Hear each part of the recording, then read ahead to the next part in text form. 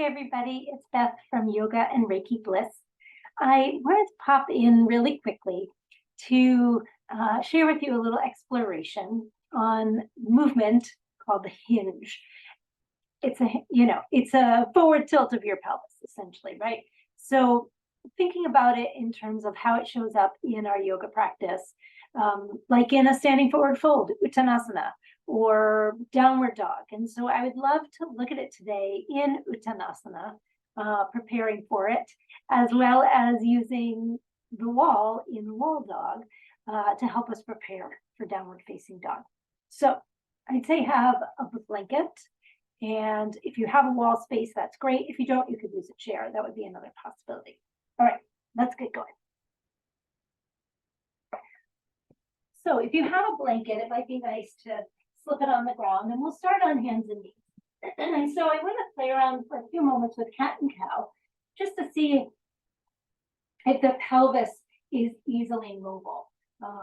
We need the pelvis to be able to move so that we don't just fold from our back and hang out in the discs of the spine.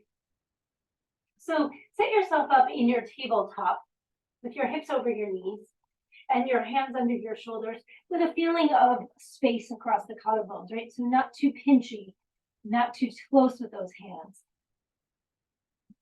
And radiate from the heels of your hands into your fingerprints. Really press your fingerprints into the ground. Find your breath. And the next time you exhale, we're going to tuck the tail downward, right? So you're tilting your pelvis back. This would be the opposite of hinging forward. And let your spine round. And let your head heavy. So when you inhale, let your pelvis tilt forward so your tail lifts up. And then let a little back and start to make its way through your spine. And so we'll just move like this a few more times, just seeing if the pelvis is willing to move. Does it feel stuck?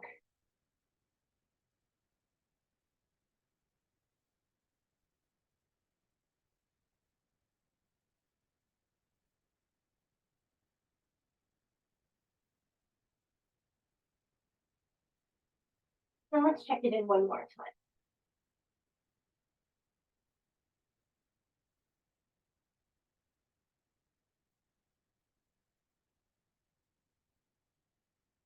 And find yourself in the space between neither cat nor cow. And then tuck your toes and let your knees bend to whatever extent it feels okay in your knees. And bring your hips to your heels. So there's that little hingy feel. And then unhinge back to table. So it's not a full big range of motion here. We're just starting to get the idea of that crease at your hip with your pelvis relatively neutral. And we'll check it in again.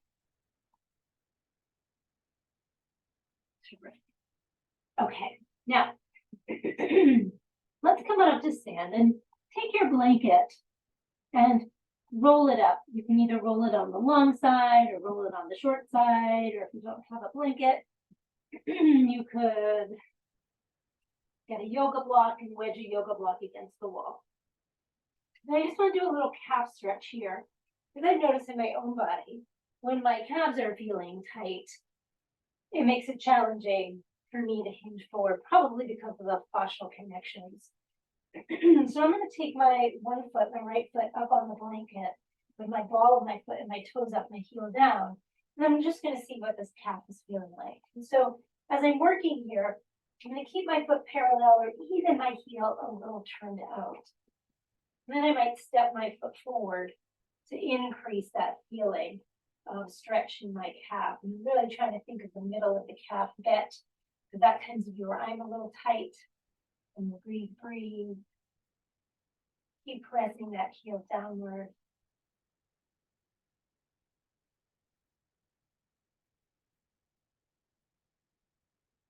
And then we'll step on out and just notice the way the foot, calf, even the ankle feels. And yeah, it's a huge difference. And then we'll check it in on the other side. So my left foot going up, the ball and the toes up, the heel down. I'm going to turn my heel out a little bit and step my other foot forward, because I know that's going to help me have that feeling of stretch in my calf. I'm really thinking of pressing down in this back heel, this left heel, a lot.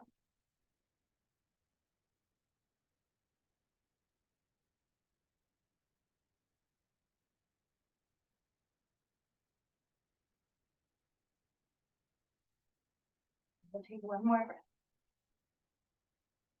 And we'll ease on out of that side. All right. So let's start upright in Tadasana, mountain pose. And I'm going to suggest we take our feet hips width or even a little bit wider to take some of the pull off of the hamstring muscles. And so in this hingey feel, what we're going to do is take the pelvis and tilt it forward. And you'll notice my spine is just going along for the ride, right? I'm not trying to round my spine. I'm not trying to arch my spine, just trying to keep it neutral. And pause the moment you feel that movement of hinging stop, right? That if you went any further, it would just become a rounding in your spine. And then your hands maybe slide to your shins or your thighs or wherever they go with ease. And then unhinge, come on up. Okay, so that's a basic movement. Now we'll get a little more refined. As you exhale, hinge forward from your hips and try to imagine the weight staying back in your heels if you're sitting your booty back so that your legs, particularly like your shins, are pretty vertical, and then bring yourself up from your pelvis. So unhinge. As you exhale, hinge forward. Let your booty sit back. And this time when you hit your max in your pelvic movement, do let your head release, let your upper back soften, and stay a moment. And I'm going to encourage you to keep your legs straight. So we bring more of the stretch into the center, the belly of the hamstrings, rather than up at the attachments at your sitting bones. Then press down into your heels. Inhale from your pelvis coming up. And let's do that again. As you exhale, crease, hinge, fold from your hips like you're tipping the pelvis, the bowl of the pelvis forward and down. When you can't tip from your pelvis any further, do let your head release. Let it soften, drop it. Let your upper back release. Enjoy your breath in. Enjoy your breath out. Then when you inhale, press down into your heels. Bring your pelvis and your spine upright. Okay. So then from here, let's take this over to a wall. We're going to play with wall dog, which is exactly that hinge, and then you bring your arms into mix. So give yourself some distance from the wall. Again, let your feet separate as wide as your hips are a little wider. And then let's crack the heels out a little bit. That can allow for the pelvis to fold a little more easily over the thigh bones. It might also bring in some of that calf work we were doing earlier. Just take a breath. When you exhale, hinge over. You may have to adjust your distance. I'd say about halfway. Now, if you can't get halfway, no worries. Wherever you stop, you stop. Let your hands come onto the wall. And just like in table, set your hands wide so your collarbones feel spacious. Press all the way from the heel of your hand into your fingerprints and push your wall away. And breathe your breath. Notice if there's any temptation to push the chest toward the wall.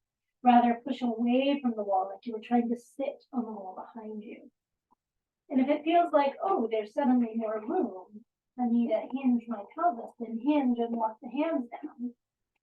So you maybe, if you can go 90 degrees at your hips, then that's where I would stop. Again, push the wall away like you're trying to sit into the wall behind you. And there's that hinge. Breathe your breath. Your heels under your sitting bones, or maybe even a little in front. And then as you inhale, unhinge, come all the way back up. That's just something you can explore as you play in your own practice. You're thinking about how do we fold from the hips so that when we do practice downward dog, again, it's more of that hinge feel rather than a rounding through the pelvis and the spine. And if downward dog is not in the mix, you've got wall dog.